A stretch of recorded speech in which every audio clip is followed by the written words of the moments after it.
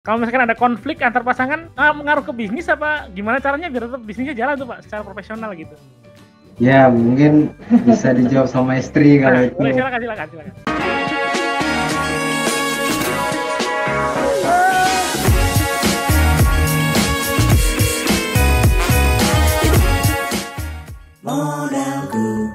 Halo sobat modalku semuanya, balik lagi bersama saya Ube. Kali ini di acara yang favorit kita semua tentunya, favorit para pengusaha, favorit teman-teman yang concern atau punya minat terhadap bisnis, baik bisnis online atau bisnis offline.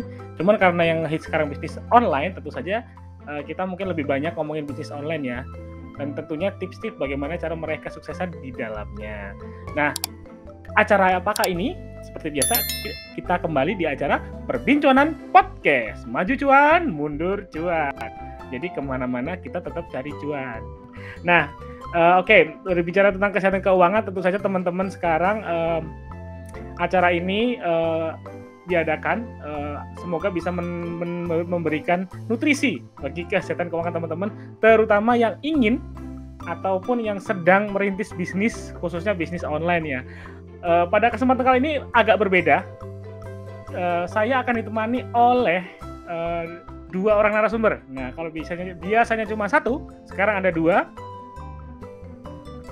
narasumber kita yang akan menemani kita 30 menit ke depan. Nah, sebagai spoiler aja, kalau mereka berdua ini adalah suami istri, jadi berbisnis bareng online gitu ya, dan sudah cukup sukses dan makin berkembang saat ini bisnisnya. Beliau ini adalah, kita sambut langsung saja Bapak Fauzi Akbar dan Ibu Ria Indriani. Halo Pak. Halo. Selamat siang Pak. Assalamualaikum wabarakatuh. Iya Pak, saya Ube. Oke. Ya, gimana Pak? Bu, sehat? Alhamdulillah sehat Pak. Ya, kelihatan udah sehat-sehat ya, kelihatan dengan senyum yang sumringah ya. Dan kayaknya sih yang sehat bukan cuma badannya ya Pak ya, kayaknya keuangannya juga lumayan sehat nih. Amin. Ya, makanya teman-teman sekalian ingin sekali mendengarkan pengalaman dan kisah sukses Bapak dan Ibu berdua dalam merintis bisnis. Oke, untuk teman-teman semuanya jangan lupa subscribe YouTube Modalku. Namanya nggak aneh-aneh, nama YouTube Modalku aja. Untuk mengikuti semua podcast bisnis, podcast bisnis online, bisnis offline, apapun soal bisnis dan mencari cuan tentunya, karena nama podcastnya Perbincangan Podcast Pak. Jadi gimana cara nyari cuan ala Pak Fauzi dan Ibu Ria gitu. Kalau kali ini gitu. Oke, langsung aja nih Pak. Oke, saya lupa memperkenalkan secara lebih dalam ya.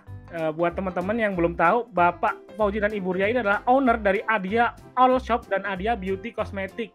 Secara garis besar bisnisnya sesuai namanya ya, kalau yang Adia Beauty Cosmetic ini bergerak di bidang kecantikan yang saat ini lagi ngehits ya Bu ya. Jadi pas banget momennya ya. Serta untuk yang Adia All Shop, infonya adalah tentang berjualan aksesoris dan peralatan rumah tangga, seperti itu ya. Betul. Nah, teman-teman penasaran kan, itu kan dua hal yang berbeda tapi bisa berjalan bersama. Pasti sudah ada pertanyaan di benak teman-teman sekalian, tapi jangan nanya dulu atau jangan penasaran dulu, ikutin aja podcast ini sampai akhir ya. Karena kita bisa ngulik lebih jauh tentang bisnis Bapak Fauzi dan Ibu Ria secara lebih mendalam. Oke, langsung aja kita mulai podcast ini ke sesi inti, yaitu manis asamnya bisnis bareng pasangan. Nah, ini gak kayak podcast biasanya, kita sekarang bisnisnya berdua ya Bapak dan Ibu. Iya. Nah, oke, langsung aja. Bisa diceritain dulu Pak, gimana sejarah atau history bisnis Bapak dan Ibu awalnya tuh gimana? Kok bisa tiba-tiba ada dua bisnis nih, dua toko bisa dibilang ya Pak ya? Sejarahnya sebenarnya 2016 itu awal mulanya saya mulai usaha bisnis. Jadi awalnya itu sebenarnya saya jualan offline kan di salah satu daerah di Jakarta. Waktu itu sebenarnya iseng-iseng aja, saya baca-baca di internet, udah marketplace gitu kan, saya coba daftarkan lah sebagai seller di situ. Terus saya coba-coba tuh, nggak lama kalau nggak salah itu 3 hari, terus tahu-tahu ada orderan masuk. Udah begitu, ini saya proses, langsung kirim gitu kan. Nggak selang lama itu ada orderan lagi, ditambah lagi jadi 3, jadi 7, jadi 10 dan seterusnya gitu Pak. Jadi itu sebenarnya saya iseng-iseng nih awal mulanya. Oke, jadi awalnya iseng-iseng ya. Awalnya Nah, dijualan offline dulu ya Pak. Untuk barangnya sama Pak, barang-barangnya. waktu itu saya jualannya jam tangan Pak. Jam tangan, oke. Kali buka ya. Oh, terus habis itu baru ke alat-alat outdoor itu ya Pak? Jadi alat-alat outdoor pun sebenarnya saya pun masih coba-coba juga Pak. Jadi saya compare itu antara jam tangan dan outdoor, malah lebih laris ke outdoor. Jadi saya putusin nih ngobrol sama istri kan. Bu, kayaknya ini kita usahanya lebih kencengan di outdoor. Gimana kalau kita fokusin bikin aja, kita jam tangan kita lepas, kita tinggalin. Nah, itu udah dari dulu sebenarnya udah kita sering sharing gitu, saya sama istri itu gimana ya ini kira-kira kalau saya fokus di sini gimana. Oh ya udah, oke, istri mendukung gitu kan. Itu awal mulanya. Jadi pelajaran yang bisa kita ambil adalah bahwa sebagai seorang entrepreneur atau pengusaha, apalagi yang baru merintis, jangan pernah berhenti mencoba ya Pak ya. Tadi kan jualan jam tangan, setelah itu alat outdoor ternyata lebih menguntungkan alat outdoor gitu ya, perlengkapan outdoor. Jadi akhirnya memutuskan untuk fokus di alat-alat outdoor. Terus ada lagi Pak, value-nya kedua itu ini berdiskusi dengan partner bisnis. Nah, dalam ini partnernya adalah pasangannya sendiri, istrinya sendiri gitu ya. Jadi keputusan yang diambil benar-benar keputusan berdua gitu ya Pak ya. Betul Pak. Oke, mungkin sekarang dari Ibu nih yang menjawab nih, kalau boleh. Kalau saya dapat info kalau bisnisnya sekarang sudah ada toko offline-nya ya Bu? Offline-nya sedang merana, hampir. Oh mau ada toko offline. Kira-kira bisa diceritain tuh, kenapa kok bisa sampai memutuskan ada toko offline gitu? Sebenarnya begini ya, kita kan jangan untuk satu jalur aja, harus ada 2 jalur. Jadi antara offline dan online tuh harus balance, seimbang. Jadi kita nggak fokus ke online aja, karena kan nggak semua orang tuh mau beli online. Ada yang mau offline, lihat barangnya langsung kayak apa sih produknya, ori atau enggak. Biasanya kayak apalagi kan kosmetik kan benar-benar kita menjaga nama brand kan. Karena kan untuk Adia Beauty ada kerjasama antara tiap-tiap brand yang Adia Beauty jual kan kayak gitu. Jadi ada pikiran saya pingin buka offline. Nah itu ya sama. Saya mau ada jangka untuk meranah ke sana, pasti minta izin ke suami. Gimana kalau kayak gitu. Jadi awalnya Bapak dulu yang bisnis, terus Ibu pengen ikut gitu ya Bu? Iya, gitu awalnya. Alasannya kenapa Bu Ibu pengen ikut? Tadi kan kalau nggak salah udah ceritain bahwa awalnya Bapak yang bisnis, terus Ibu pengen gitu ya? Iya. Udah punya pengetahuan. Nah, pengetahuannya itu dapat dari mana tentang kosmetik? Waktu pas saya masih gadis belum menikah, saya kan dulu kerja di suatu toko di Semarang. Nah itu dia pusat grosir, dia supplier gitu, berbidangnya di kosmetik, hair care, and body care kan kayak gitu. Nah yang itu saya pegang di areanya hair care. Nah makanya Adia Beauty saya fokusnya ke hair care nih kayak gitu.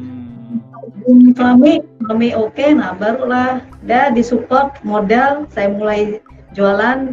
Ya sama aja, lakunya dari satu nunggu setiap hari ngecekin laptop, laku nggak ya saya jual. Jadi ada rasa kayak gimana ya, laku nggak ya kalau saya jual. Tiap jam sih saya cek. Laku pertama kali itu saya seneng bener, ternyata saya bisa jualan kan kayak gitu. Betul. Karena waktu pas suami usaha Itu 2016 ya. Iya. Nah, itu kan saya masih kerja. Jadi waktu pas suami udah mulai ada orderan, akhirnya kan suami memutuskan kamu keluar aja bantuin saya. Nah, udah akhirnya suami yang fokus ke penjualan, nah sayanya yang bagian packingnya. Waktu itu kita belum ada karyawan. Ini saya mau nanya ini juga nih Bu, apa yang kira-kira memotivasi Bapak dan Ibu, terutama Ibu kali ya, yang pengalaman kerja yang dapat pasti tiap bulan, terus akhirnya berani untuk memutuskan membantu Bapak fokus di bisnis gitu loh? Yaitu suami kan udah bantuin saya. Nah saya juga kan akhirnya ngobrol sama teman saya itu di Bali, namanya Mbak Eka. Saya cerita, kata Mbak Eka itu, udah Mbak Indri keluar aja bantuin suami. Saya aja bantuin suami, alhamdulillah kan bisa berkembang. Nah namanya kita kan di kota di Jakarta. Waktu itu kan saya sama suami kan masih ngekos. Ya kan, jadi pikirannya kita ada kos, ada makan, ini apalagi anak masih kecil kan, waktu itu umur 3 bulan atau 6 bulan ya sekitar segitu. Nah akhirnya suami tetap yakinin saya untuk udah bantu saya, ya udah akhirnya saya ya Bismillah aja lah, saya coba. Kalau saya dalam hati saya kalau emang berkembang saya bakalan bantu terus. Tapi kalau misalnya ada apa-apa, ya saya harus berani untuk cari pekerjaan lagi. Dalam pikiran saya seperti itu waktu itu. Tapi alhamdulillah, lambat laun dalam berapa jangka, nggak terlalu lama sih. Berapa ya, 8 bulan atau 1 tahun ya? Yeah. Nah itu udah mulai berkembang. Nah kita pertama kali kita mempunyai karyawan. Ya, jadi untuk teman-teman juga, ini salah satu value juga atau pelajaran yang bisa kita ambil, yaitu berani melangkah sih ya, nah, poinnya di situ. Jadi betul. Apalagi dalam bisnis ya, jadi nggak boleh takut, berani melangkah, hadapin aja, dan dengan konsistensi dan semangat, akhirnya 8 bulan bisa punya karyawan seperti itu. Oke, menarik sekali ya. Nah tapi kan tadi saya mau gali lagi agak ke belakang. Tadi awalnya Ibu ya pas buka beauty care itu, atau Bapak juga mungkin ya, kan Bapak kan dari toko offline tuh ke online, itu kan hari pertama, hari kedua langsung rame atau gimana tuh Pak? Nggak mungkin langsung rame dong, atau bagaimana? Jadi kita awal mula itu 3 hari itu saya upload produk, kalau nggak salah itu 100 produk saya upload. Jadi itu langsung 3 hari itu langsung ada penjualan tuh, terus nggak lama 1 minggu kemudian ada lagi orderan 3, 10.